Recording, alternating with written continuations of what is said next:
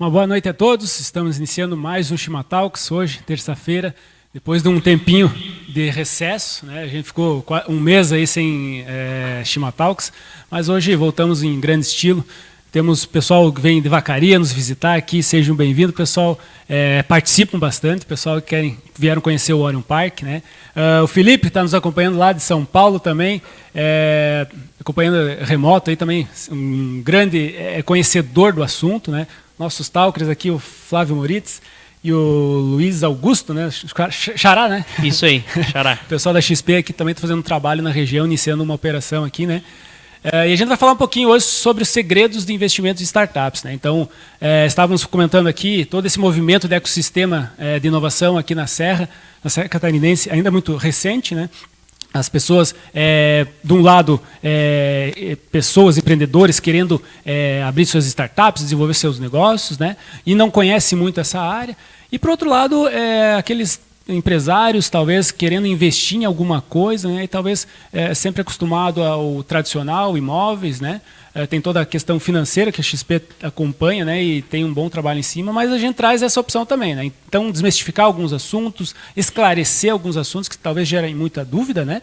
Então, vamos trabalhar sobre esse tema hoje, né? Então, o Chimatalks, para quem está chegando a primeira vez, a gente se reúne aqui a cada 15 dias, né? Falando sobre algum assunto de inovação e empreendedorismo. Chima, de chimarrão, então a gente, numa roda de conversa aqui, fala sobre esses assuntos, né? E talks que é um bate-papo mesmo, né? Não tem uma palestra, não é uma apresentação, é um bate-papo mesmo. E a gente quer estimular alguns assuntos, né, que talvez não teria outros motivos para as pessoas virem até o Orion Park, né? Então a gente traz esses assuntos assim um pouco não convencionais na região para debater, né? E talvez a partir disso a gente comece a desenvolver isso aqui na região, né? Então o Chimatalks ele vem, né, com apoio, né, do Sebrae, que nos concede essa sala aqui. Então essa sala é do Sebrae, eles nos cedem para fazer a transmissão. O pessoal da Imagem TV que faz a transmissão propriamente dita, né, o grande parceiro Miller. Nós temos o Matinbox aqui, que é nosso fornecedor de erva mate. E a Matinbox é uma startup que é como se fosse um clube de assinatura. Como se fosse, não, é um clube de assinatura de erva mate. Então, para nós aqui que tem erva mate em qualquer lugar, até não dá tanto valor. Mas para quem mora um pouquinho mais distante, que nem o Felipe, vai tomar um chimarrão lá, não tem onde achar uma erva mate, ele faz assinatura do Matinbox e na sua casa ele recebe o kit todo mês, né? E também temos nossos mantenedores, né? A Prefeitura aqui de Lages e a FAPESC, que estão como nossos mantenedores.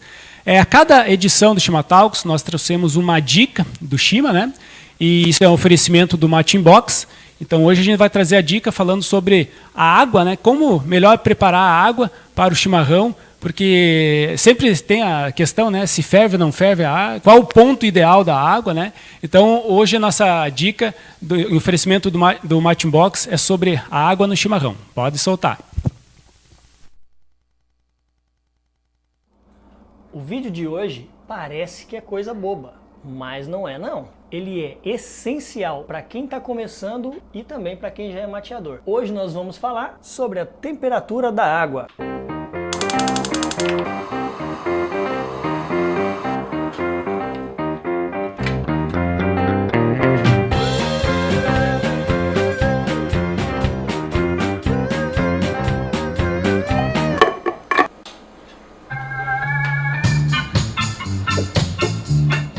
Então, para começar esse vídeo, a gente vai dar uma informação muito importante. Se a água está até 65 graus, você não vai conseguir retirar os nutrientes da erva mate, né? Então, o mate não vai infusionar, é o termo correto. Por outro lado, se essa água estiver muito quente, além de você queimar a boca, você ainda vai deteriorar os nutrientes da erva mate. Vai ficar um mate assim com um sabor meio ferroso. Então, é por isso que a gente está aqui hoje, para te dar a dica especial da temperatura da água. Vamos lá? A nossa produção já encheu aqui a chaleira com água e eu vou mostrar para vocês como é que vocês vão saber quando a água está na temperatura correta. Vamos lá, vamos ligar o fogo.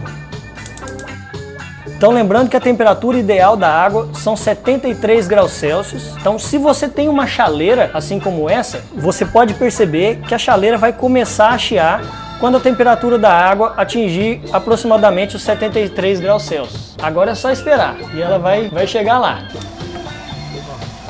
Além do chiado, uma segunda e uma ótima dica é que começam a se formar algumas micro bolhas no fundo da panela. Esse é o estágio correto para saber se a temperatura da água está na temperatura certa, nos 73 graus Celsius aproximadamente. E se você não tem a chaleira, você pode usar um copo ou uma panela como essa, e fica ainda mais fácil perceber o momento em que começa a se formar as pequenas bolhas. A chaleira elétrica ela funciona de uma maneira um pouco diferente, porque ela começa a chiar desde o começo. Mas tem uma grande dica aí: o chiado e o barulho da chaleira eles mudam um pouco quando começa a se formar as bolhas. Então ele passa de um barulho mais estridente para um barulho mais choco, assim. Ficou bom? Não, ficou uma bosta. Tá legal. E aí, esse vídeo foi legal pra você? Se foi legal, se te ajudou, ajuda a gente. Ó, tem um botãozinho aqui, curte e compartilha com os amigos e vamos ajudar a difundir a cultura do mate pelo Brasil. Bebidas saudáveis, aqui vamos nós. Ah, moleque! Então isso aqui é só o tira-teima, pra ver se quando começam as bolinhas, o termômetro tá nos 73 graus mesmo. Tomara que eu esteja certo, senão vamos ter que gravar tudo de novo. Começou a chiar, qual a temperatura? Tá no 74 agora, 75. É isso aí.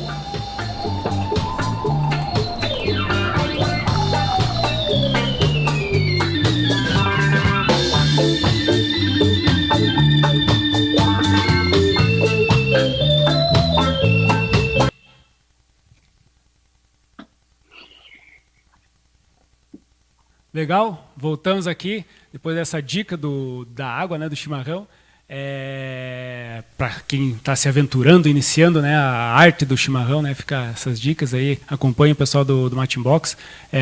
Nas outras edições de Chimatalks, né, a gente pode, quem não acompanhou aqui ou não esteve na transmissão online, pode estar buscando também no canal do YouTube, no Facebook também tem as outras transmissões. O pessoal pode compartilhar, né, com seus contatos a live que está sendo transmitida pelo Facebook, né? Usem a hashtag ali, tem aqui os adesivinhos, eu sou Ório, tem a hashtag também Chimatalks, o pessoal divulgam para nós ali que é importante essa participação. E o pessoal que está acompanhando em casa, né, pela live, pessoal, fiquem à vontade para mandar suas questões, suas sugestões, né?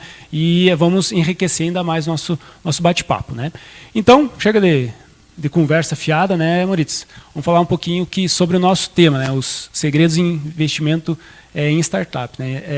Nós temos algumas startups aqui querendo conhecer, né, talvez se preparando, né, para, quem sabe, um dia receber um investimento, né? E talvez seja essa uma das grandes dúvidas, né, do próprio empreendedor, né? O que ele precisa fazer na visão do investidor, né? Como que ele precisa se preparar, o que precisa ter, né? Então, Moritz, fique à vontade, você é nosso vizinho, está direto aqui, né? A gente está bem grato aí com a tua participação, sempre está disposto aí, e fique à vontade. Muito obrigado. Boa noite a todos. Obrigado, Gil, pelo convite mais uma vez. Vizinho, ali de Bom Retiro, aqui do ladinho, né? Bom, gente, nós viemos falar sobre investimentos, né? Desde que eu me conheço por gente, que eu tenho alguma fonte de renda, mesmo que era naquela época lá atrás a mesada do meu pai, eu reservava uma parcelinha desse dinheirinho que eu ganhava como investimento, como guardar para o futuro. Alguém aqui faz isso?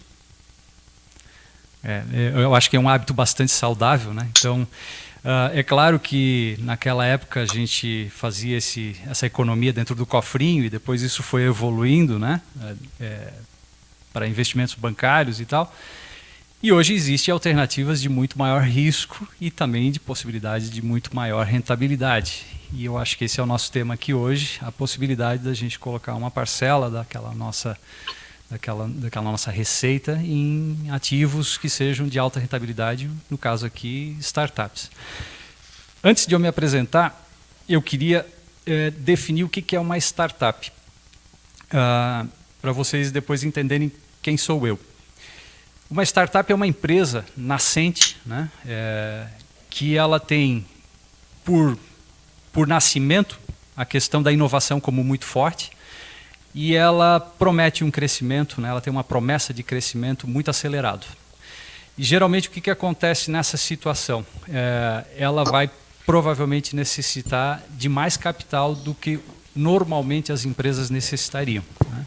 Então ela tem essa diferença em relação às demais empresas nascentes. Ela tem o quesito da inovação e a possibilidade de um crescimento acelerado. E para tal, pode ser que ela necessite de um capital maior. E esse capital que é aportado nela, né, ele é aportado não esperando um resultado imediato. Ele vai esperar o crescimento acelerado dessa empresa para mais lá na frente poder rentabilizar, né? Isso é uma startup, por definição, né?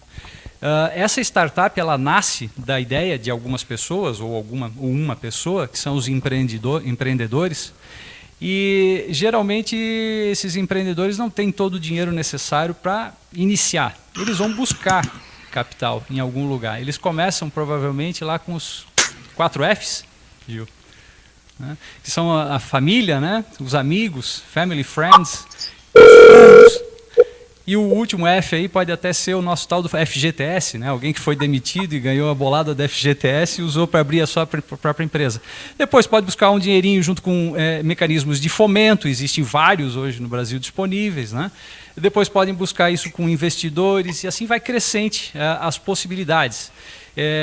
Investidores que a gente classifica como investidor anjo, que entra logo no início do nascimento dessa empresa, depois junto a fundos de VCs, a private equity, e aí vai, né? A caminhada dela até, quem sabe, chegar numa aquisição por uma outra grande empresa ou uma abertura do capital numa bolsa de valores. Mas isso é lá na frente, isso é um sonho. Então, voltando aqui para o início, quando ela busca o seu primeiro dinheiro para conseguir existir como empresa, aparece a figura ali desse investidor inicial, esse investidor anjo. É aí que eu me posiciono, né? Esse é o Flávio. Esse é o cara que está muito curioso em saber quais são as ideias inovadoras que estão surgindo, né? Tentar diagnosticar se essa ideia inovadora ela tem um potencial de crescimento acelerado, né? E que eu possa visualizar mais ali na frente, né, um ganho significativo para aquele risco que eu provavelmente vou tomar junto com aqueles empreendedores, um ou mais empreendedores que estão ali, né? Então, já me apresentando, esse é o Flávio, é o cara que procura entender essas inúmeras startups que surgem, né, e existem só aqui no Iron Park umas quantas, né? E tentar ver se elas têm um potencial de crescimento assim tão acelerado e poder ajudar a elas. Esse camarada, esse investidor anjo, tá? Ele é uma pessoa normal, ele não é nenhum ser mágico, não. Ele é uma pessoa normal como qualquer um de nós que está aqui dentro dessa sala, tá? Na maioria das vezes, esse investidor anjo é um cara que já teve uma carreira profissional por algum período e um certo sucesso e acumulou um certo capital. Esse capital hoje ele quer usar uma parcela desse capital para tomar um risco maior e uma rentabilidade maior. Então vejam lá no início quando eu disse que esse cara já teve uma certa experiência. Então esse investidor anjo, né, deve ser olhado pelo empreendedor não só como um cara que vai abrir a carteira e tirar algumas notas dali de dentro. Ele teve uma experiência prévia. Ele pode contribuir para essa startup com muito mais do que capital, né? Muito mais. Ele pode trazer uma rede de relacionamentos que vem com ele, ele pode trazer uma série de conhecimentos que ele adquiriu durante a vida profissional dele, né? Então esses caras, esses investidores anjos, geralmente são profissionais aí, executivos, C-level, são possivelmente empreendedores que se deram bem, tiveram bons resultados com seus empreendimentos, né? Esse é o ser mais normal que existe. E é o cara que pode mais contribuir no momento do nascimento de uma startup, porque ele tem, além do capital, uma experiência a aportar. Olhem para ele com esse olhar. Aí vocês já conhecem, conseguem entender um pouco dos segredos para captar investimento com esse camarada. Acho que me apresentei. Vamos deixar o resto para daqui a pouquinho? Com certeza. O investidor anjo, nesse momento, acaba investindo não só de uma forma financeira, né? Como você comentou, também em outras formas, né? O próprio conhecimento dele, o networking, que às vezes o network talvez é o principal, né? Ter essa, às vezes está isolado aqui em Lages, né? Mas como que o mundo vai saber dela, né? Então isso que é interessante também, né? E falando um pouquinho de investimento agora, né? Talvez uma das grandes referências nacionais em investimentos em diversas áreas, né? A XP e o escritório regional aqui da XP, né? O Luiz Augusto vai está iniciando aqui na região, né? E a gente estava já debatendo sobre alguns assuntos. E você comentou nessa essa nova visão assim de estar atuando como startups, né? Luiz Augusto, como que vocês estão pensando em atuar? Qual que é o posicionamento de vocês? Perfeito, Gil. Eu gostaria de agradecer o convite de estar participando aqui do Shima Talks. Para nós é sinal de prestígio, aí, visto que o evento é muito bem comentado e muito bem prestigiado, né? O que acontece? Pegando aqui um pouco o link que aqui o meu colega falou, o que eu vejo nessa questão, né? Cada vez mais está latente no Brasil esse tema em tomar riscos, né? Antigamente tudo era, não vou dizer que mais fácil, mas as coisas aconteciam numa velocidade um pouco diferente. Então, principalmente olhando muitos jovens aqui, eu acho que a cultura de investimento e essa tolerância a risco, ela deve ser cada vez mais latente dentro de cada empreendedor, né? Me apresentando também, eu sou sócio de uma rede de escritórios da XP Investimentos, a Nipur Finance. Temos 7 unidades, 6 em Santa Catarina e 1 no Paraná. E o nosso objetivo hoje é melhorar a vida financeira de pessoas, famílias e empresas. Tenho quase 12 anos de mercado financeiro, toquei o corporate do Santander um tempo, né, do um grande banco brasileiro, né, do segmento empresas, e nada mais fui do que há um tempo um empreendedor, né. Eu acredito que nós vivemos um momento muito favorável no Brasil para empreender, e eu consegui uma maneira de empreender no mercado financeiro que eu tinha uma certa bagagem por esses quase 12 anos trabalhando em banco, e abracei a ideia do meu sócio e hoje a gente está com a operação aqui em Lages há quase um ano e temos uma grata surpresa. É um desafio muito grande, obviamente, empreender, e principalmente empreender numa região conservadora onde tudo é muito cartesiano, né? Então, eu acho que isso é o principal desafio hoje. Você tirar pessoas que são acostumadas a investir no banco tradicional, que fazem isso a vida inteira, que a segunda geração fez isso a vida inteira e a terceira geração fez isso a vida inteira. Você fala em investir fora do banco hoje, você fala em investir até mesmo numa própria startup, mesmo às vezes que o retorno seja muito mais significativo, a pessoa ela tem uma certa resistência. E eu acho que cabe a nós, acho que esse é o grande desafio da XP, essa democratização, é o grande desafio que hoje nós trazemos e enfrentamos, é mudar de maneira correta e de maneira assertiva a forma com que o brasileiro hoje investe, seja ele no próprio mercado financeiro ou seja ele numa startup, enfim. Voltando um pouquinho e pegando esse link mais uma vez, a tolerância ao risco, ela tem que existir, né? Não se existe hoje você empreender, querer um grande retorno e não fazer muito para isso. Eu vejo hoje a XP como um exemplo de inovação competitiva. Ela é um exemplo de inovação competitiva e isso veio através de uma ideia, né? De um empreendedor lá atrás que buscou democratizar o que hoje não estava acontecendo, né? Quando eu falo em risco, às vezes as pessoas confundem muito a questão risco e volatilidade, né? Então isso eu acho que é importante deixar bem claro. Não significa que o fato, de repente, de um ativo ou um investimento X, ele tem uma oscilação negativa, que eu vá perder esse dinheiro. Então, a gente sempre costuma dizer que investimento em ações, né, investimento em ativos mais sofisticados, seja ele internacional ou no próprio Brasil, ele precisa sempre ter uma visão de longo prazo. Então hoje, não comparando diretamente, mas como foi falado numa questão de uma startup, às vezes você tem que ter uma visão empreendedora a ponto de entender que isso vai acontecer no longo prazo. Muitas pessoas hoje entram no mercado financeiro ouvindo o que se fala em, sei lá, diversos canais hoje de comunicação. A comunicação hoje é um ponto muito, digamos assim, latente também, mas acaba fazendo não de maneira correta, né? Então, o nosso objetivo hoje o que é? Além de assistir, né, é mudar essa forma com que o investidor está trabalhando e cada vez mais fazer com que entenda o que se está fazendo. Hoje, todo mundo acha que é muito fácil ganhar dinheiro em bolsa de valores, acha que é muito fácil ganhar dinheiro investindo, porém o nosso objetivo hoje é mostrar que há maneiras diferentes, resultados exponenciais que podem sim acontecer, e isso precisa ser feito de uma maneira correta. Principalmente, e eu acho que eu vou muito feliz do exemplo que ele deu da questão da poupança, digamos assim, né? A maioria dos jovens aqui até sinalizou que já reserva uma parte hoje do seu rendimento para fazer investimentos. E eu acredito que isso é a grande sacada do momento hoje em dia. É você se doutrinar, é você ter essa reserva, você começar a ter a cultura de poupar e investir, e, obviamente, depois, à medida que o cofrinho for engordando, você vai buscando alternativas mais sofisticadas, e existem profissionais hoje para fazer isso.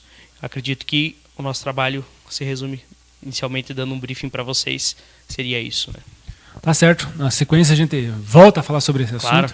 Agora, indo um pouquinho lá para São Paulo, o Felipe Spina, que é da Distrito, né? Então, a gente que está no meio de startups acompanha bastante o trabalho da Distrito, né? Então, eu, particularmente, recebo toda semana os informes de vocês, né? Até vi um dado interessante essa semana que, acho que em outubro, né, foram investidos em startups 180 milhões, alguma coisa assim de dólares, né? Então, pessoal, eu recomendo fazer a assinatura da news da Distrito. Eles têm muito conteúdo, muito know-how. E o Felipe, temos a grata felicidade, no caso, de ter o Felipe acompanhando conosco aqui. Felipe, situando então, né, como eu falei, nós estamos muito iniciando ainda no processo, né? Até um dos últimos reportes que vocês fizeram sobre um mapeamento de startups de Santa Catarina, né? Então, Lages ainda é pequena assim dentro dos números, né? Mas há um movimento querendo mudar isso aqui daqui para frente, né? Então, assim, baseado na tua experiência, baseado no teu conhecimento, né? Como que funciona isso, né? O que precisa ser levado em consideração para esse modelo de ecossistema do interior bem conservador, como o pessoal já falou aqui, né? Pensando nessa questão de talvez em surgir a possíveis investidores, como as startups se prepararem para receber esses potenciais aportes, né? Então, Felipe, muito obrigado pela participação e fique à vontade. Legal, obrigado aí. Obrigado mesmo pelo convite aí, o Emerson e o pessoal de Lages aí, falando de São Paulo. Eu queria estar aí presente aí, mas eu acho que remoto aí dá para transmitir aí o que eu estou sentindo, a alegria de compartilhar um assunto que é um assunto que eu adoro, né? Contando um pouco aqui do meu background, eu trabalhei em Santa Catarina quase 4 anos. Não sei se vocês conhecem aí, se puder levantar a mão, estou vendo vocês conhecem aí resultados digitais, alguém conhece aí? Se puder levantar a mão.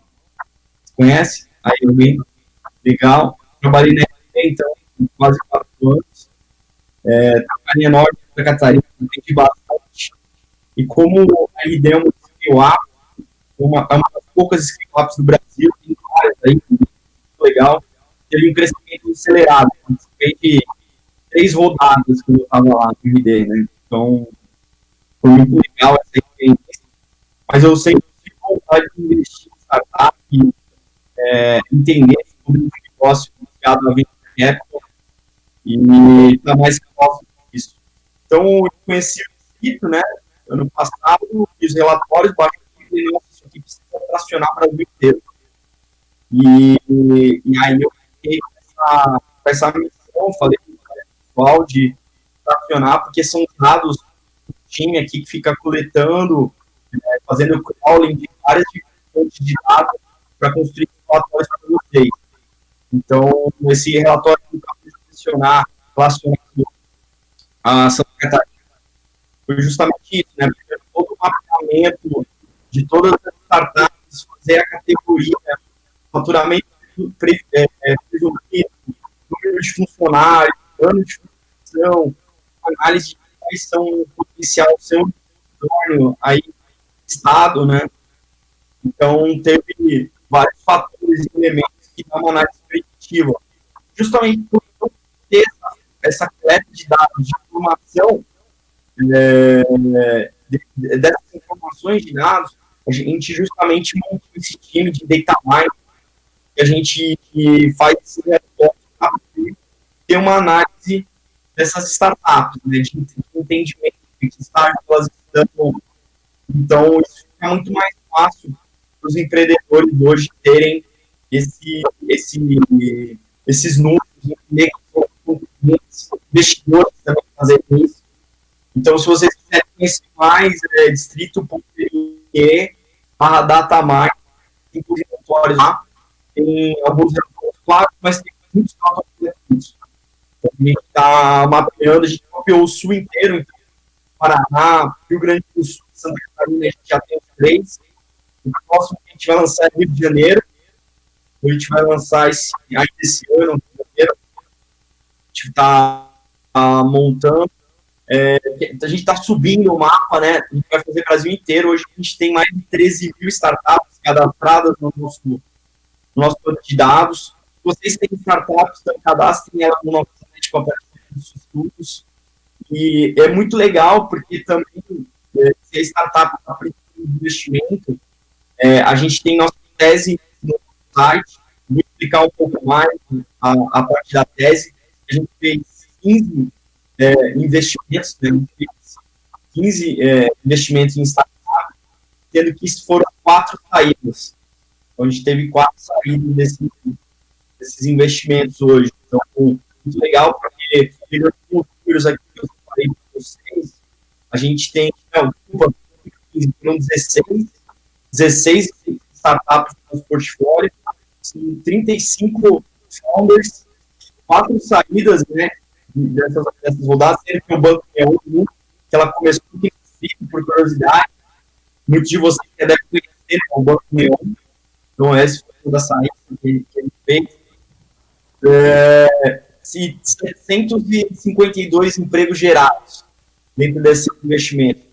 Então, um cenário bem legal para o ecossistema de investimento e a gente está acionando essa área junto com o time de dados que a gente monta esses relatórios.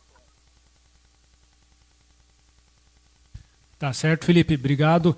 A internet cortou um pouquinho, ela ficou um pouquinho picada ali, mas a gente entendeu e compreendeu também a tua participação. Pessoal, agora a gente começa a parte boa, né, do nosso bate-papo.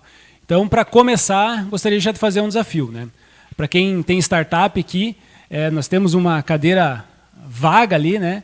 E falamos do lado do investidor, né? De quem tem conhecimento na parte do investimento. Agora eu faço o desafio para quem tem startup, né? Então quer iniciar aqui e dar sua visão, seu entendimento sobre esse assunto, né? O que te assusta, quais são as grandes dúvidas? O pessoal já estão se movimentando ali, acho que um dos 2 ali, ou dos 3 ali vai. Quem levanta a mão? Quem quer participar? Dudu, Vitor, Marcão, aí ó. Vamos lá, Vitor. Opa!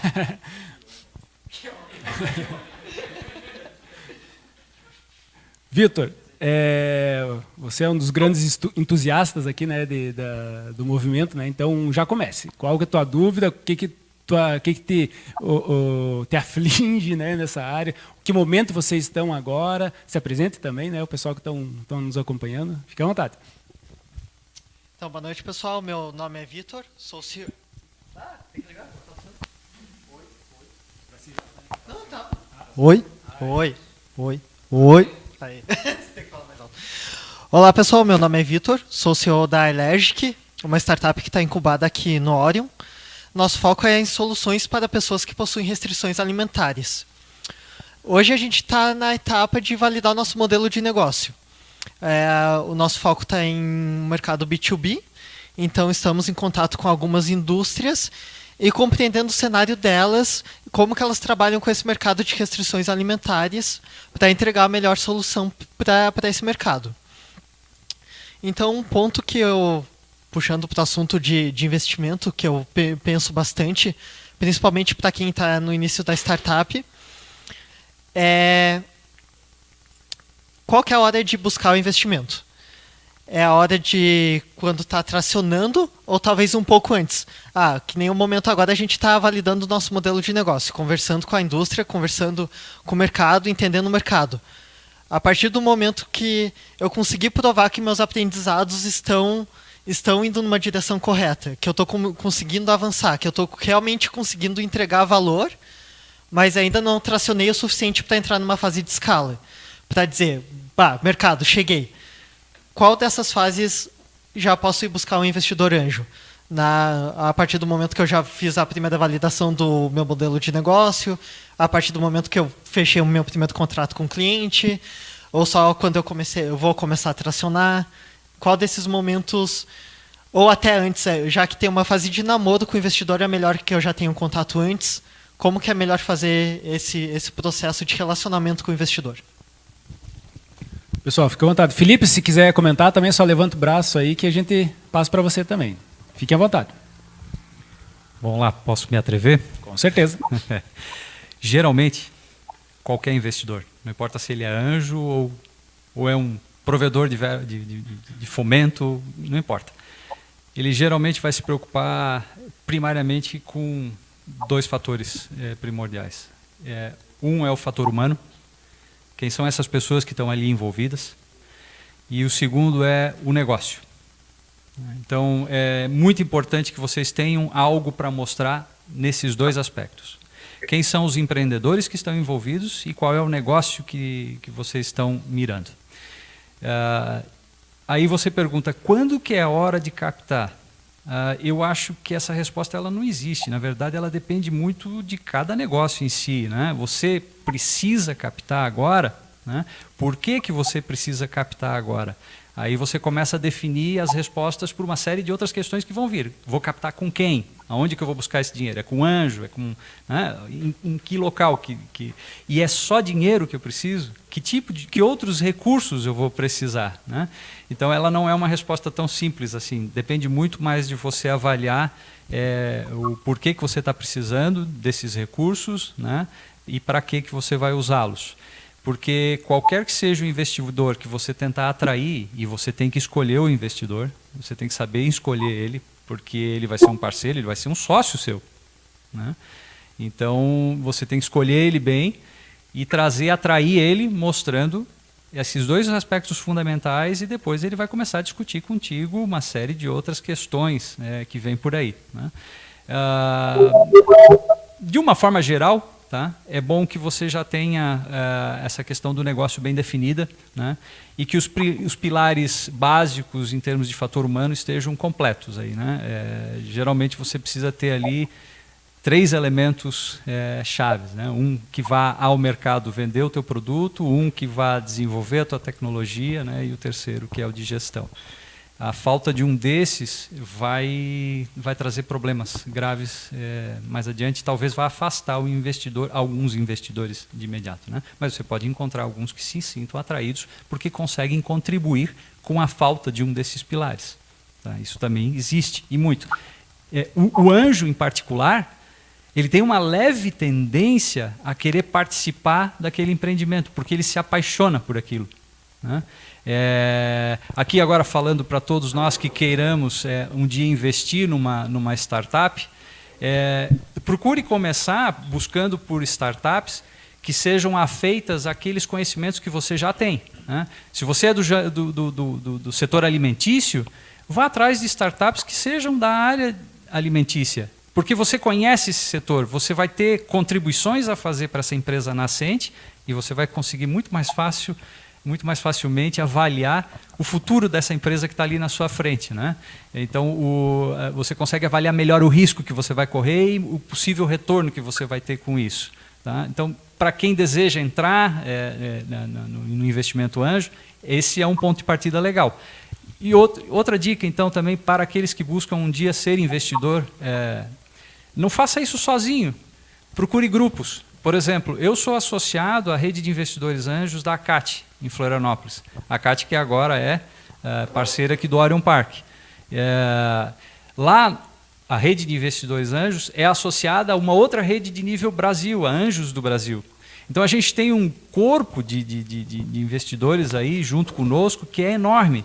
Às vezes pode ser que nós ali não tenhamos a capacidade de conseguir aquele capital necessário para aquele plano sendo apresentado por uma certa startup. O plano é fundamental, viu?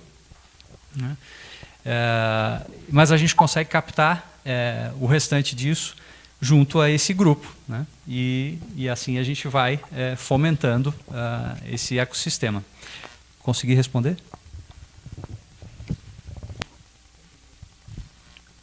Quer complementar alguma coisa? Eu ia falar muito em linha, né? Eu acho que o business plan é fundamental. Você tem que ter claro para o investidor, porque o investidor anjo, na minha percepção, posso estar enganado, ele não é só uma pessoa que se apaixona pela empresa e vai trazer sinergia, mas ele também é um cara que quer resultado. Eu acho que ninguém coloca dinheiro em lugar nenhum sem que se busque um resultado e tenha um horizonte claro de médio, sei lá, curto, médio e longo prazo. Então, até complementando um pouquinho o que ele falou, a fase da captação é difícil mensurar. Eu comungo da mesma ideia. Mas eu acredito que quanto mais insumos você tenha para vender essa ideia, porque o empreendedor nada mais é do que um vendedor de ideias. E você conseguindo fazer isso, chegar de uma maneira clara ao teu investidor anjo, eu acredito que você tenha um sucesso aí, tanto na captação quanto na sinergia da pessoa que vai se tornar teu sócio e participar do negócio que você trabalhou tanto para desenvolver. Perfeito. Felipe, quer comentar alguma coisa? Quero. Também faço parte desse grupo da CAC, que é o grupo de investidores anjos de Santa Catarina. E é legal porque eu comecei lá antes, né, também junto, fui aprendendo um pouco. E eu acho que a melhor coisa também é fazer co-investimento, sem dúvida, por participação, por inovação aberta, né, como a gente chama aqui. Aqui no distrito a gente faz muito investimento, principalmente por diluir o risco com outros investidores, né, e ter uma diversificação de portfólio, né? Então você ter mais empresas, podendo diluir, deixar um pouco outros anjos, né, fazer uma rodada com outros anjos também para poder trabalhar em cima, né, de projetos que você acredita, né, e não só ajudar, né, no capital, mas também com conexões, ação, expertise. E eu acho que isso é fundamental, o papel do anjo nessa fase inicial, ou dependendo da rodada que está fazendo, uma pré-seed ou seed, mas é bem fundamental isso, complementando, né? E é legal o projeto que vocês acreditam, né? Então, você, o cara que tem que acreditar bastante, você já conhece, eu acho que é legal para ter uma energia boa, né? Em vez de postar só pela né? Mas também projetos que ajudem um impacto social, né? Então, eu acho que esses são os fatores que hoje eu coloco na mesa, dentro do meu portfólio, do óleo, também na tese né, de ação, né? A gente vê muito startup, mas muito delas começaram com o próprio capital. E o empreendedor, a dúvida conseguir ele mesmo vender para a mãe, para a família dele, né? O primeiro passo, com amigos mesmo, o primeiro investimento pode ajudar bastante. E quando for preparar uma jornada, fazer muito antes relacionamento. Eu acho que o relacionamento começa antes. Não é chegar amanhã numa empresa e falar assim, dá dinheiro aqui, agora, eu acho que o relacionamento vem com o tempo, vem mostrando números. Eu recebo números de diversas startups hoje, nem investimos nela, mas acabo sendo atualizado os números. Eu recebo o relatório dela mensalmente, como ela está indo, qual a projeção de crescimento. Isso torna um relacionamento muito bom, transparência, né? E isso faz com que quando você abre os números para possivelmente um investidor, fica muito mais fácil de eu ganhar confiança. Então, isso torna que, sei lá, uma rodada daqui a um ano, começar a prospectar a novos fundos, isso vai ajudar bastante. Então, essa é a dica que eu dei. Vocês ouviram bem o que eu falei? Sim, ele está cortando um pouquinho, mas entendemos sim. Temos uma pergunta. Hã? Olha aí, ó, tem que se informar. Diga lá, filho do Ricardo Reisen. Opa, beleza, Fazia pessoal? tempo que você Boa não vinha noite. mais no nosso Chimatalks. Seja verdade, bem-vindo. né? Andei meio sumido, agora voltei.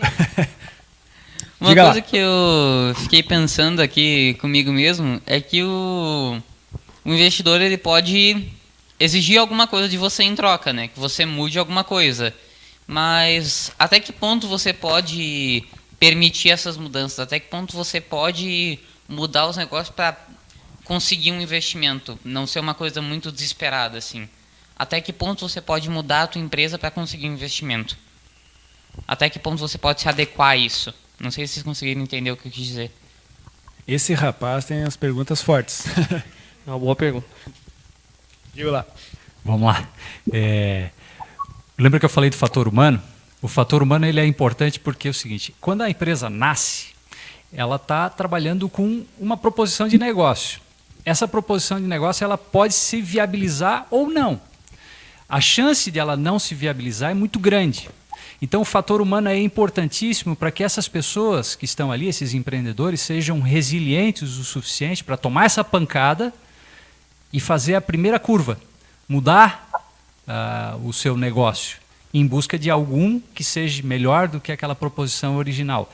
Então, quando a gente olha o fator humano, a gente está muito interessado em saber da capacidade daqueles empreendedores que estão ali de mudar quando tiver que ser mudado. Tá? Até que ponto você deve mudar a sua empresa? Olha, vamos lá. Você vai receber um feedback do mercado, você vai receber um feedback daquelas pessoas que estão avaliando investimento na sua empresa. Analise isso segundo as suas crenças. A gente está olhando, como eu te disse, o fator humano. Então você ali é importante. A tua avaliação sobre aquilo ali também é importante. Se tu julgares que é importante esse feedback que você recebeu, que isso resulta numa modificação na tua empresa, faça isso. Né? Mas se, por exemplo, você acha que o que ele propôs não é bom, você pode largar ele e procurar outro? Eu acho que é claro que arbitrário, sim. né? É muito complicado assim, né? O que eu vejo, né? Lógico que nenhum empreendedor vai ir contra a sua missão, sua visão e seus valores de negócio. Mas você tem que ser adaptativo, né? E como ele falou, eu acho que foi muito feliz também na colocação. A pessoa está colocando não só o dinheiro, mas a expertise que ele tem do negócio. Então, talvez por estar vendo de fora, faça sentido você recuar e fazer com que essa pessoa auxilie. Porque eu sempre costumo dizer o seguinte, o investidor anjo, ele se coloca muito bem nesse sentido, porque quem vê o negócio de fora, geralmente vê a operação de helicóptero. Então, às vezes, o empreendedor está aqui, ele não consegue enxergar determinadas situações que um investidor anjo pode auxiliar e fazer muito bem feito. Né? Vou te dar um exemplo para responder essa tua pergunta. Não faz muito tempo, questão de 2 meses atrás, durante aquele evento do Sebrae em Florianópolis, como se chama? Startup Summit. Exatamente, me apresentaram uma startup, eu conheci, me interessei, por acaso é de um segmento que as minhas 2 irmãs trabalham. Eu saí de lá, liguei para as minhas 2 irmãs, vocês podem dar uma avaliada para mim nessa startup aqui? E as 2 me deram um feedback. Eu peguei o feedback, olhei e disse, puxa, isso aqui eu preciso comentar com o empreendedor. Quando eu comentei com o empreendedor, ele agradeceu a minha presença e disse que ele preferia que eu não investisse na empresa dele.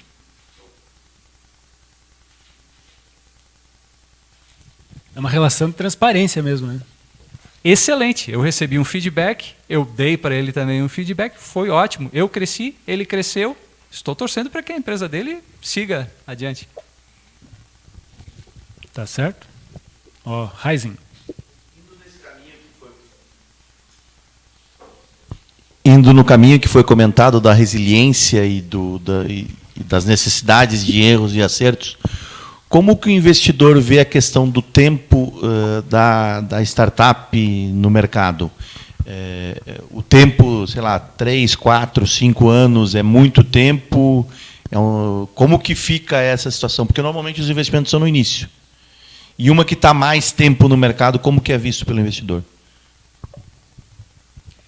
Bom, Startup, por definição, é uma empresa que tenha uma possibilidade de um crescimento acelerado, né? E por isso ela precisa de recursos de forma um pouco diferente das empresas tradicionais, que são recursos que são aportados ali sem a expectativa de um retorno imediato. Então, esse investidor que está colocando seu dinheiro ali está visualizando uma possibilidade de retorno lá na frente, mas lá na frente mesmo, né? Particularmente o anjo, ele só vai ver um retorno se essa startup tiver sucesso e cumprir várias rodadas de captação. O Felipe Spina mencionou isso e eu queria equalizar esse conhecimento entre todos aqui. Existe, né, essas rodadas sucessivas de captação justamente para sustentar esse crescimento acelerado da startup, né? Então, vem uma primeira rodada, geralmente através do investidor anjo, né, ou uma aceleradora, ou os dois em conjunto.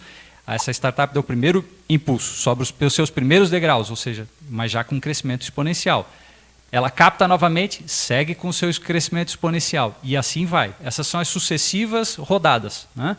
O investidor anjo ele só vai ver um retorno, quem sabe lá na quarta, quinta rodada, quando entra um investidor institucional, um VC, né, um aporte mais significativo, que pode ser que exclua o anjo do capital dessa empresa. E quando ele excluir o anjo, na realidade, ele está comprando a participação dele. É lá na frente que eu vou ter resultado. Se a gente olha uma startup que está há 5 anos no mercado, os 5 anos têm pouca relevância. O que tem relevância é o que ela fez ao longo desses 5 anos. Ela foi trocando o seu curso ao longo desses 5 anos e chegou agora num momento de maturidade onde ela encontrou uma proposição de negócio interessante, com capacidade de crescimento exponencial. Ótimo, não tem problema os 5 anos passados. Foram um aprendizado importante desse empreendedor. Aliás, é muito comum a gente esbarrar com empreendedores que fizeram 1 vez, 2 vezes, 3 vezes, foram quebrando, são resilientes a ponto de na 5ª vez agora sim estarem com uma ideia sensacional, com uma possibilidade de execução sensacional. Aí tem outra dica. Olhem sempre a ideia e a capacidade de execução. Se a gente tem uma ideia fraca, com uma capacidade de execução fraca, isso não vale nada. Se eu tenho uma ideia excelente, com uma capacidade de execução excelente, isso vale muito. Respondi? Bom, boa noite. Primeiramente, deixa eu me apresentar. Eu me chamo Júlio, sou estudante de Medicina Veterinária aqui do Cavio Desk. E em parceria com o Bruno e um outro colega nosso, o Lorenzo, a gente está iniciando ainda o que seria uma ideia de startup. A gente está no processo de validação ainda da ideia e tudo mais. E me chamou muita atenção ali no comentário inicial de vocês a respeito dos principais fatores que o investidor anjo ele avalia, que seria o fator humano e o fator negócio. Ok, o fator negócio dá assim para se entender mais ou menos o que se busca, né? Obviamente uma ideia já mais ou menos sedimentada, mais ou menos planejada. Mas a minha pergunta é com relação ao fator humano. Conhecer o grupo, o senhor havia comentado antes, mas gostaria de saber quais são as competências principais que se busca nesses empreendedores. Se são competências técnicas ou são as ditas competências transversais ou soft skills. E se são soft skills, quais são as principais delas que se busca? Por exemplo, no contato inicial, o que motiva, o que convence realmente? Muito obrigado. Estou monopolizando as respostas. Felipe, quer dar um toque sobre isso aí? Cara, legal. Eu quero sim. Acho que bem colocado esse lance do fator humano, a gente olha bastante, é mais os track records, né, do empreendedor, né? Realmente, a gente tem um material no escrito, você entrar no nosso site, que chama Super Founders. A gente fez um relatório, uma média do que o Super Founders tem no brasileiro. 100 founders e fez uma análise de quem são os principais startups do Fundar, Hotmart, Resultados Digitais, Nubank. Pegamos várias startups, pegamos os principais founders, fizeram uma correlação qual empresa que eles estavam antes, qual o tipo de faculdade, qual o curso que eles estudaram, a idade média deles quando iniciaram a graduação. Então, ele tem com a graduação também. Então, são vários formação que monta ele desse super founder que ajudam no processo de evolução da startup, né? Então, a gente viu lá no estudo que a maioria fez USP, tinha, que é o contrário dos Estados Unidos, né? Como Mark Zuckerberg, Steve Jobs, Bill Gates não terminaram a graduação, né? Ao contrário, aqui no Brasil não é um cenário diferente. Aqui todos têm graduação, e é legal o cenário que muitos têm especialização fora. Então você vê que tem uma bagagem, trabalharam na área financeira, vocês não vê nem nesse relatório vários dados que fazem correlação disso, com o que eles trabalharam antes, trabalharam em consultoria, área financeira, antes deles fazerem essa tour of journey, essa nova jornada, né, do empreendedor. E para você que está começando, uma dica que eu dou, né, do fator humano, né, validar muito o seu MVP, né, ele está no estágio do product fit, tentar fazer, né, o processo de você vender, né, o seu produto para quantas pessoas conseguir dentro do seu addressable market, né, dentro do seu mercado, validando isso o mais rápido possível para você conseguir capital. Então, olhando a resiliência do empreendedor, quanto que ele vai pivotar várias vezes o projeto, porque o tempo da startup, para mim, é indiferente. O quanto que, o que mais chama atenção é o momento que ele faz a resiliência, a de pivotagem e faz a atração de escala, né? Então, acho que quanto que o cara consegue aguentar para poder gerar a atração e falar, cara, agora realmente eu preciso de mostrar para o investidor que se eu colocar X, eu vou retornar Y. Então, ele vai estar seguro para uma rodada, vai estar muito mais preparado, vai entender que aquilo tem uma validação de mercado, já vai ter uma bagagem, uma amostra em cima disso. Então, acho que eu começaria por esse lado.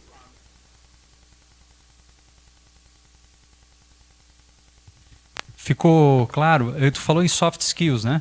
Elas acabam sendo importantes também, tá? Mas vocês vão se meter num negócio, né?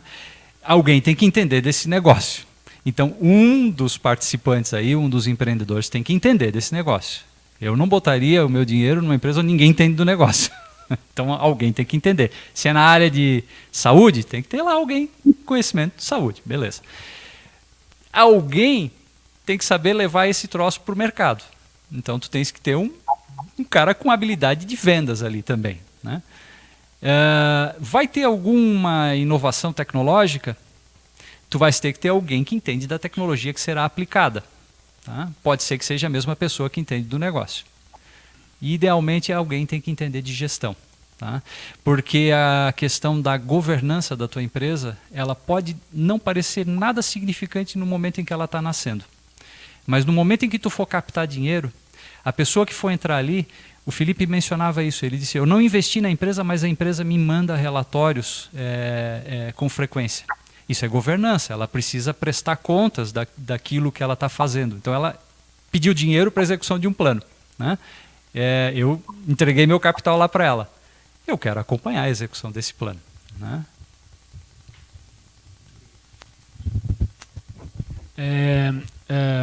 Quando dá certo, é tudo bonito, né? Fica todo mundo feliz, colhe o lucro, né? Todo o investimento retorna para o bolso, né? Mas agora a gente vem à tona alguns exemplos do que não deu certo, né? Talvez o mais famoso agora é o WeWork, né? Então, que em grandes escalas, né? O que não deu certo ou deu certo até um certo momento, né? E quando você comentou que alguns investidores investem em algumas, sabendo do risco, que algumas podem não dar certo, né? E como é esse comportamento, essa relação de quando não dá certo mesmo, né? Então, assim, sabendo-se do risco de ambas as partes, né? Como acontece, né? Tanto da parte da startup como da parte do investidor, como que fica essa relação de algo que não deu certo? Faltou alguns itens. Aconteceu o investimento, aconteceu um início, mas não deu certo. Como que acontece isso? Pode ser ruim, né? Depende o porquê que não deu certo. Por exemplo, pode não dar certo porque os empreendedores brigaram entre si, se separaram e um saiu do negócio e o cara era primordial para a coisa ir adiante. Aí é a pior coisa que pode acontecer, né? Aí a gente não olhou o fator humano corretamente e lá na frente é soft skills, um não bateu com o outro e deu tudo errado. É a pior coisa que tem. Mas pode não dar certo por causa do mercado. Aí vem a resiliência. Aí a gente pode fazer uma pivotagem, né? Como mencionou o Felipe. A gente pode dobrar uma esquina e buscar um novo mercado. Então sempre existe uma alternativa. O fato é o seguinte, 99% dos investimentos que a gente faz vão por água abaixo, não tenha dúvida. Tá? Então o que a gente vai acontecer aí, a gente vai criar uma rede de relacionamentos cada vez maior, a gente vai abrir mais portas, para que daqui a pouco uma delas acabe... Gente, é investimento de risco. A turma da XP aqui sabe falar muito bem de investimento de risco. E eu acho que cada vez é muito interessante alinhar e mensurar quanto eu estou disposto a tolerar de risco. Então, eu acho que todo investidor anjo e todo empreendedor, ele vai tolerar um ponto de risco. E isso, traduzindo no mercado financeiro, é basicamente a mesma coisa. O cara que é extremamente conservador no investimento, ele não vai partir de um perfil conservador para ser um perfil mais agressivo. Ele vai passar pelo moderado antes, é uma escada. Então, essa tolerância a risco eu acho que é fundamental. Estou disposto a colocar tanto, eu sei que o risco é X. Agora, acima disso, eu não vou. Então, eu acredito que é um ponto que, para poder mitigar o risco, eliminar ele não existe. Ele está presente. Mas eu acho que quanto cada um está disposto a tolerar, eu acho que faz parte também para prevenir lá na frente. Então, eu estou afim até tantos por cento, enfim, eu acho que eu posso arriscar, eu faço. Caso contrário, eu também já não avanço. Gil, outra coisa, escolha muito bem o investidor que vai participar contigo. Tá? Vocês, como empreendedores, quando selecionarem quem vai prover o capital necessário para a expansão exponencial de vocês, escolham muito bem. Esse cara vai ser um parceiro de vocês. Então, se as coisas começarem a dar errado, esse cara vai participar disso, ele vai ajudar a fazer dar certo. Né? Então, isso é fundamental. O anjo, lembra? Eu falei, o anjo é aquele profissional, executivo C-level, aquele empreendedor que deu certo, ganhou um dinheiro. Esse é um cara muito próximo de vocês, do dia a dia do empreendedor, ele vivenciou isso, ele viveu isso. Então, é um cara que tem muito a contribuir.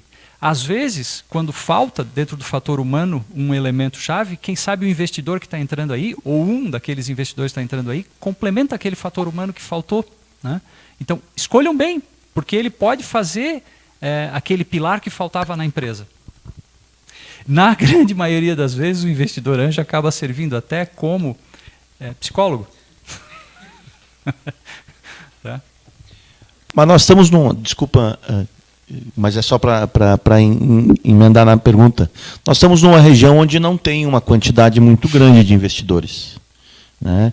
Como que a gente pode fazer isso? Escolher os investidores ou trocar ideia, ou ser mentorado, ou conversar com os investidores? Qual seria o caminho, não só para a gente parecer, não, eu quero conversar com o Felipe, por exemplo, só para que ele invista na minha empresa, mas para que ele possa mentorar, para que vocês possam traçar um caminho. Como que a gente chega nisso?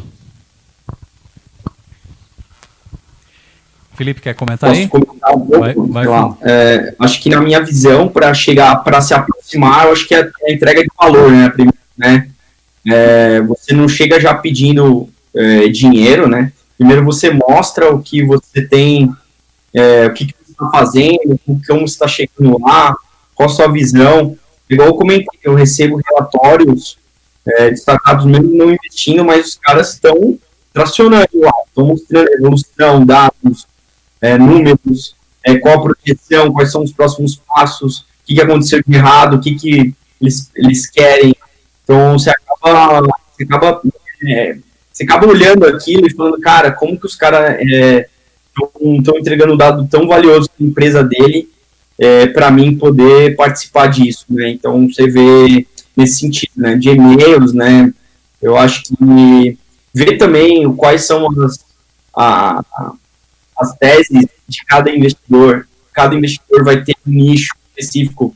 Eu acho que no guia lá o pessoal começou a separar um pouco de PropTech, Construtech,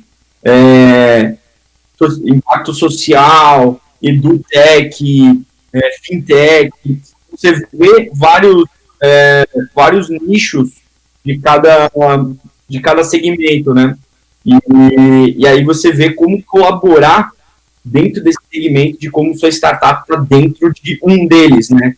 Principalmente, ver qual deles você consegue colaborar. Acho que a melhor forma de conseguir o valor de volta não é você chamando atenção com entrega de valor de coisas que fazem interesse para todos eles. Então, acho que já começa a preocupação em conseguir um investimento. Então, se quer ter um ano, já começaria agora a fazer relacionamento, união de edição, olhar para cada um deles, né? Porque não é geralmente aquele filme que você imagina que você vai mostrar todas as fichas, vai ser aquela pessoa, né? É legal você ter um relacionamento com vários e sempre cada um vai poder indicar um para o outro ou co-participar também. É importante ser transparente nesse ponto, né? Falar, cara, quem que vai entrar, principalmente para não sujar o cap table. E de certa forma também acaba sendo um processo de venda, né? Se não necessariamente está buscando um cliente, né? Mas um investidor, que é um pouco diferente. Então, a gente fala assim, vendas complexas, né? Você não faz uma venda complexa de um dia para o outro, né? Não é o varejo, né? Então, acho que também tem todo um pré-venda aí que tem que ser bem trabalhado, né? Nessa parte de buscar o investidor, que ele tem que se interessar, né? Tem que brilhar o olho de alguma forma, né? Como vai ser isso vai depender, acho que de várias situações, né? Vitor, quer fazer um outro questionamento? Sim, vou fazer mais uma pergunta agora. A gente está falando de investimento em startup, e como investimento a gente quer ter um retorno, né? Como investidor, você coloca o dinheiro para ter um retorno futuramente.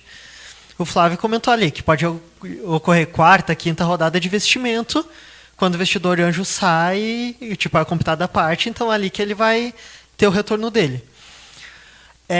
A minha pergunta é em que momento já é interessante no início, ainda numa fase de ideação, de MVP, de encontrar o Product Market Fit, já é válido a startup apresentar um planejamento de exit ou apresentar, não, a gente não quer fazer um exit, o nosso objetivo é alcançar o IPO.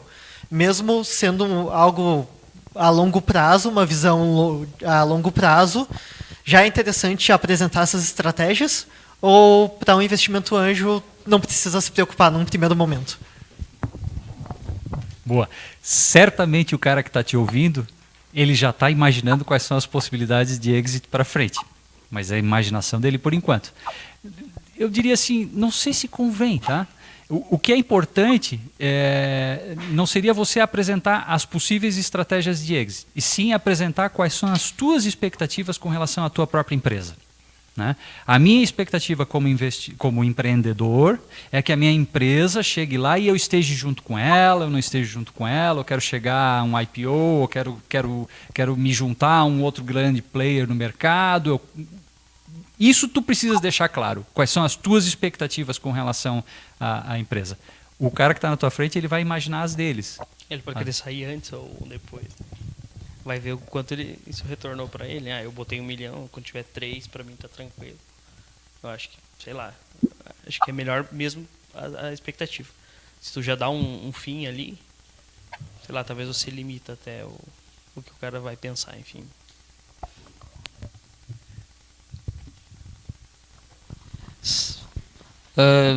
Eu vou fazer uma pergunta, aproveitando que hoje está falando sobre investimento e tal. Não é bem sobre startups, não é sobre startups, mas um investidor, geralmente ele busca investir numa empresa que está começando.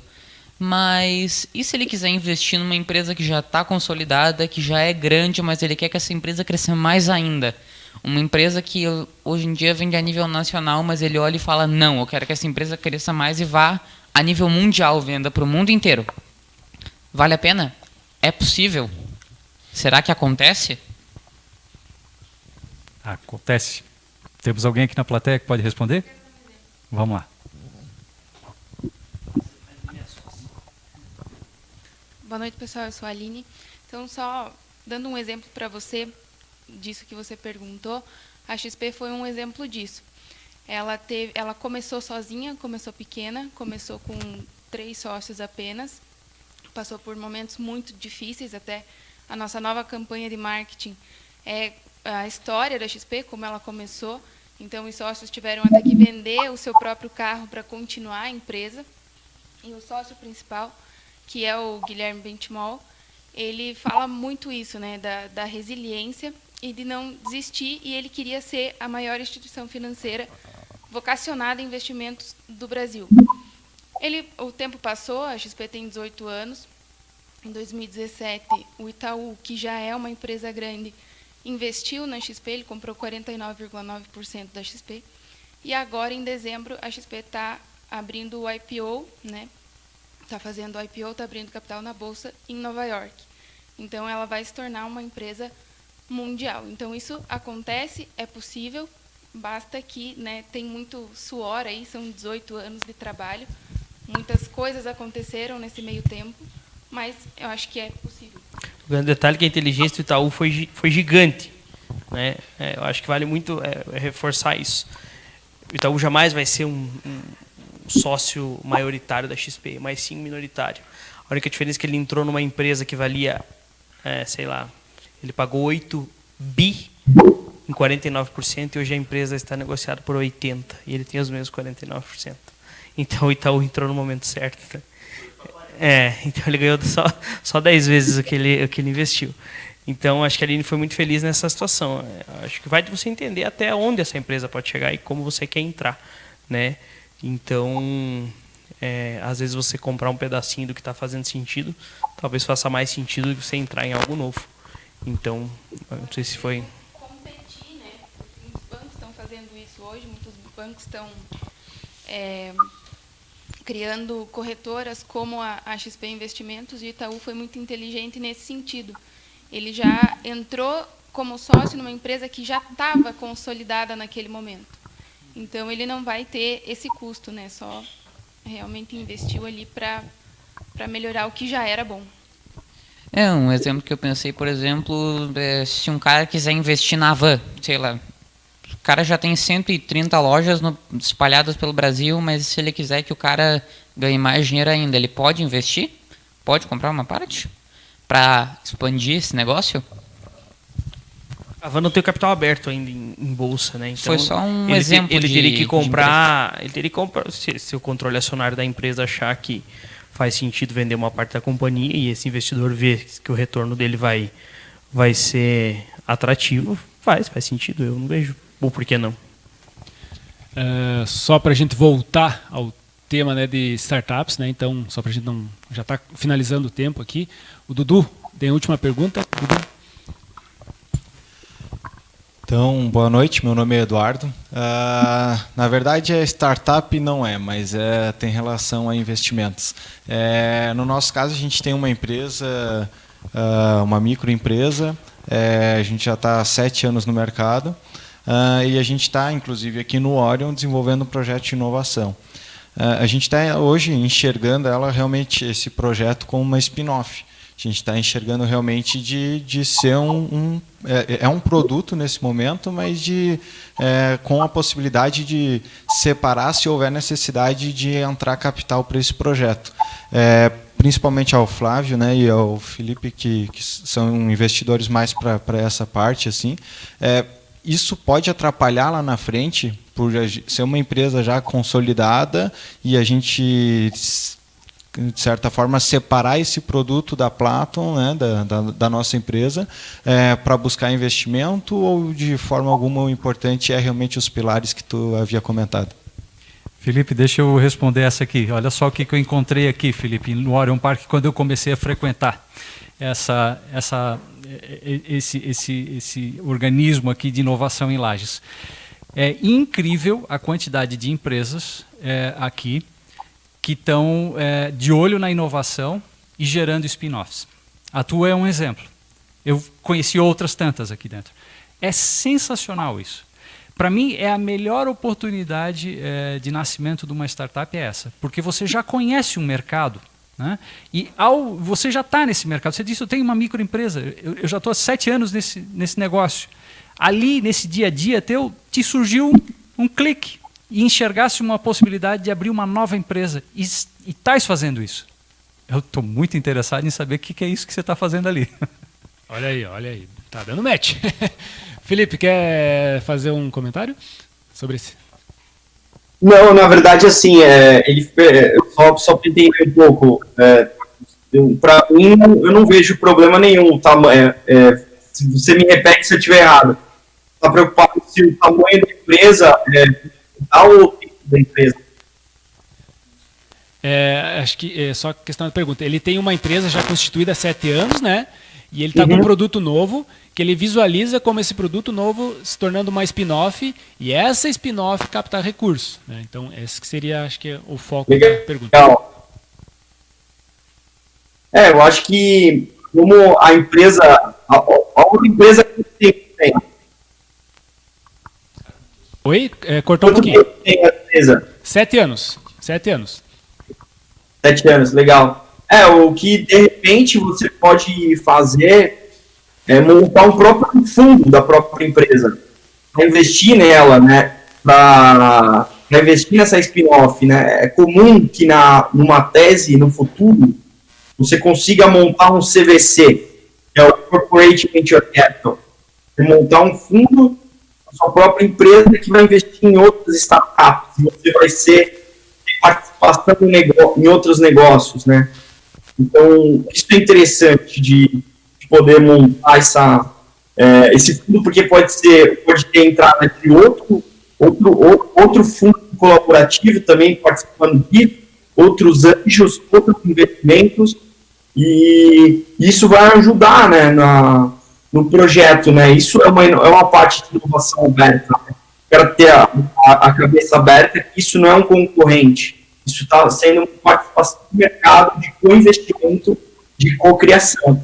Então, isso é bem legal, a tese que eu quero construir lá na frente. Eu acredito muito nisso, e é um dos motivos pelo qual eu estou desenhando isso futuramente, para as empresas terem essa maturidade e construir o próprio fundo e investir numa venture, e ela investir em outras startups, não olhar as startups como competidor. Tá certo, Felipe. A gente já está finalizando a nossa transmissão aqui. Nós vamos continuar rapidinho, tem algumas perguntas. O pessoal agora se motivou a fazer pergunta. No final, a gente sempre faz um sorteio dos kits aqui da Matimbox. Então, eu pedi para o Flávio dizer um número de 1 a 16, 15, para a gente fazer o sorteio. O 15. Olha aí, 15, vamos lá. Eu tô com sorte hoje, hein? Isso não vale. E não foi combinado, né? Foi combinado. Tá certo. Olha aí, isso aqui é um brinde também pro pessoal dos Talkers. Felipe, você vai ter que vir aqui um dia para receber teu brinde aqui, conhecer nosso espaço do Orion Park. Mas temos mais uma outro sorteio, que é um voucher do próximo evento aqui, né? Então, pedir pro Luiz Augusto dar mais um número. 15. Isso não vale. Que qualquer de 0 a 14 agora. 0 a 14. Né? 14. 15. Vamos lá, número 9. 9.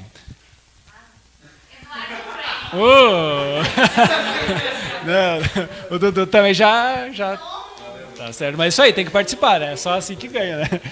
E mais um. Vamos lá para o Felipe dizer um número de 1 a 15. 7. 7. Júlio. Olha aí, Júlio. Aí, ó. Já fique. Tá certo. Valeu. Parabéns. E mais um.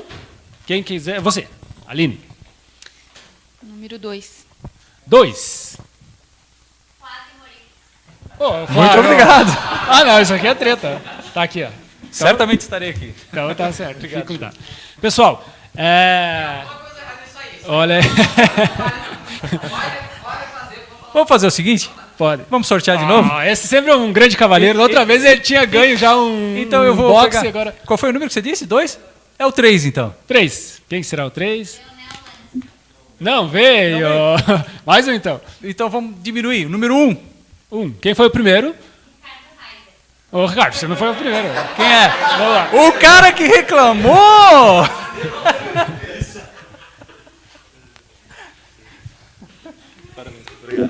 Isso aí. Então, pessoal, a gente está finalizando, então. O pessoal já fez uns comentários aí, cara, vamos ter que falar sobre esses termos, né? O que são esses termos? Talvez é um assunto para o próximo Chama Talks, né? Nesse mundo de startups se utiliza muito termos em inglês, né? Então tem muita coisa em inglês. Eu já recomendo de novo, então, os produtos da Distrito, né? Tem muito conteúdo, né? Então o Felipe comentou sobre a questão ali do Super Founders, né? Eu confesso que li o relatório, né? Então tem muita informação. Pessoal, acho que o primeiro passo para entrar nesse mundo de startups e depois buscar o investimento é se informar mesmo, né? Então, entender o que acontece, né? O Orion Park está à disposição aqui, o Chima Talks acontece a cada 15 dias. Nós temos várias ações, vários eventos, tem os programas do Orion Park, né, em diferentes níveis de maturação. Estamos bastante otimistas quanto a isso, né? Eu até ia fazer uma pergunta quanto a isso, mas agora acabou, então vai ficar para sequência. Ficamos gratos pela participação de todos. Vamos continuar mais uns minutinhos aqui, só vou pedir uns minutinhos aqui para o pessoal acompanhar. E ficamos, então, já convidamos a todos para o próximo Chima Talks, que será dia 26. Somos sempre gratos, né, aos nossos mantenedores, a Prefeitura aqui de Lages e a FAPESC, nossos apoiadores, a Imagem TV, o Sebrae e o Matinbox. Agradecemos o pessoal que participou de casa, né, a Maria de Lourdes, o pessoal que acabou participando, fazendo os comentários. E esperamos todos no próximo Chima Talks, dia 26. Um abraço e até lá.